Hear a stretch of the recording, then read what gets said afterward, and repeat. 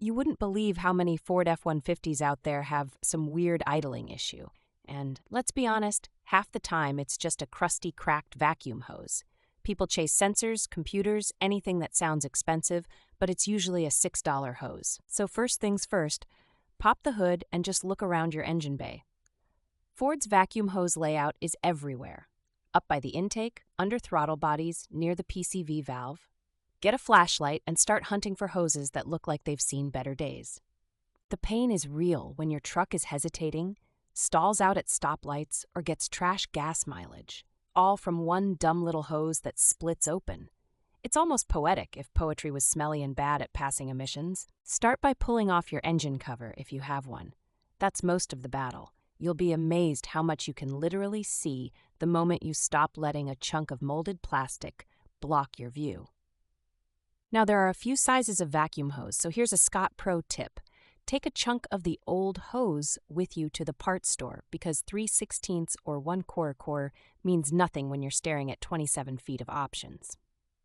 Once you have the new hose, don't get cute and try to just stick it over the old fittings without cleaning them. Gunk builds up. Take 5 minutes and hit the metal ends with some brake cleaner on a rag. That stuff is magic. Now here's a quirky Ford thing. They love to use molded elbows and plastic T-fittings. Be gentle with those as they get really brittle with age.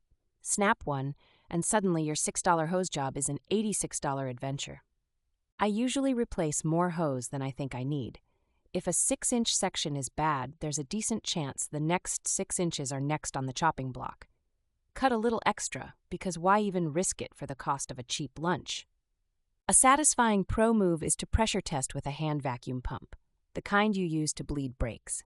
Clamp off the open hoses, pump to 15 in and wait. If it holds, chef's kiss. Your vacuum system is tight like Fort Knox.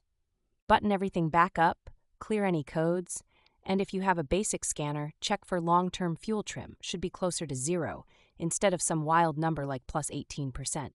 Major improvement in how the F-150 idles and drives. Common pain point. People skip the routing step and just dangle hoses over hot engine parts. Secure everything away from exhaust manifolds and moving pulleys with zip ties or the original clips.